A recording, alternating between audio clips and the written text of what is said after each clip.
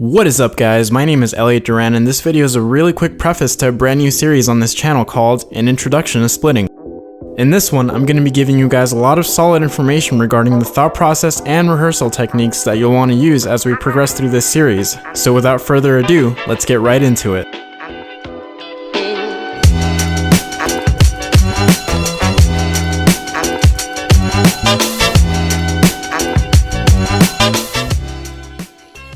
If you are or want to be in a modern bass line, then chances are pretty good that you're going to have to know how to split.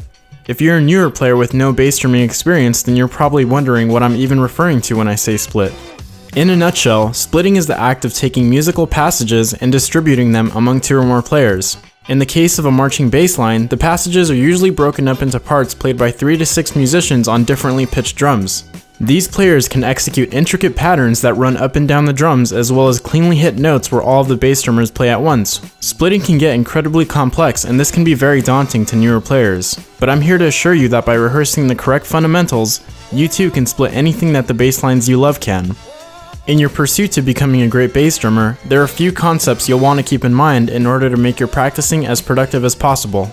The first is that of independence. In my opinion, independence is one of the most important characteristics that we as bass drummers can have. We work together with a few other people to create one compounded voice, and this means that naturally, each of us is bringing our own little tendencies and habits into a section. The more that each person in a bass line can learn to always shoot for perfect rhythmic accuracy and interpretation, the more unified the approach of the entire section will be. Becoming dependent on others is something that you don't want to get in the habit of doing.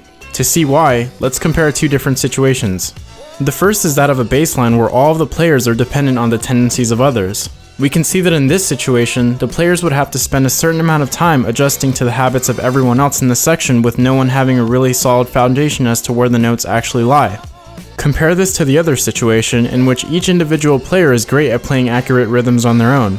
You can see how this situation is much less time consuming simply because there is no time being wasted on seeing how people react. Every player in the second bass line is a proactive player rather than a reactive player, and being a proactive player is definitely something that you also want to strive towards.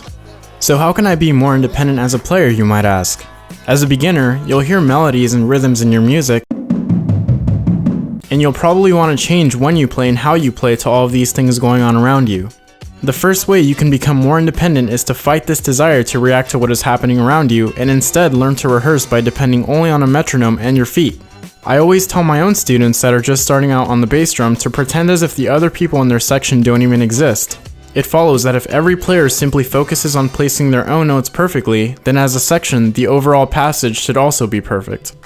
Speaking of the feet in a metronome, having a really solid sense of tempo and being able to mark time strongly to your playing is also a great skill to have as a bass drummer. Depending on the drum you play, you might come across a lot of parts in your music that don't land directly on downbeats. When you must play on the E of 2, then the second partial of a triplet on count 4, knowing the relationships of all 4 16th note partials and all 3 triplet partials to your feet will be a huge asset because it will allow you to anchor any partial directly to a downbeat. As we go through future lessons, we will give you lots of tips on how to build the relationships of those splits to your feet, so make sure that you really strive to apply that information as you practice.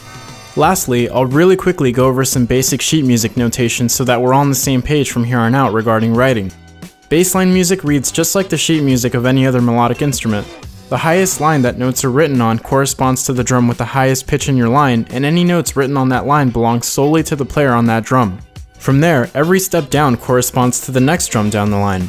Depending on the number of drums in your line and the writing tendencies of your composer, the vertical placement of each person's notes might differ.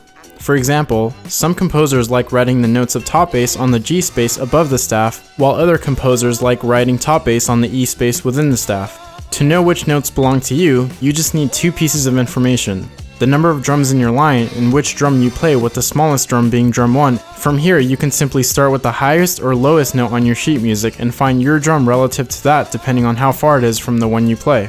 There is one other type of notation that I'd like to talk about that is pretty important and might show up on your music, and it looks like this slash here. All this means is that every player in the bass line plays this note in unison. Some instructors like writing out unisons like this with every drum being written out, but most often you'll see a unison written with a slash notation. So to review, the 3 things that I want you to keep in mind as we move forward is learning to become an independent and proactive bass drummer rather than a dependent and reactive one, exercising the practice of strongly marking time and using the feet and metronome as a way to anchor yourself to downbeats, and the notation styles that I covered towards the end of this video. And that's it for this one. If you enjoyed this video and want to continue seeing more stuff like this, please leave a like and consider subscribing to our channel. If you're looking for a constantly growing library of free sheet music tailored to splitting, please head over to our website bassdrumgroup.com. We'd also really appreciate it if you check out our awesome merch store. By purchasing anything there, you'll support our pursuit and becoming the best resource out there for bass drummers and score some sweet gear in the process. Finally, drop any questions or comments that you guys might have below and we'll get to them as quickly as we can. And with that guys, thanks so much for watching and I'll see you in the next one. Peace!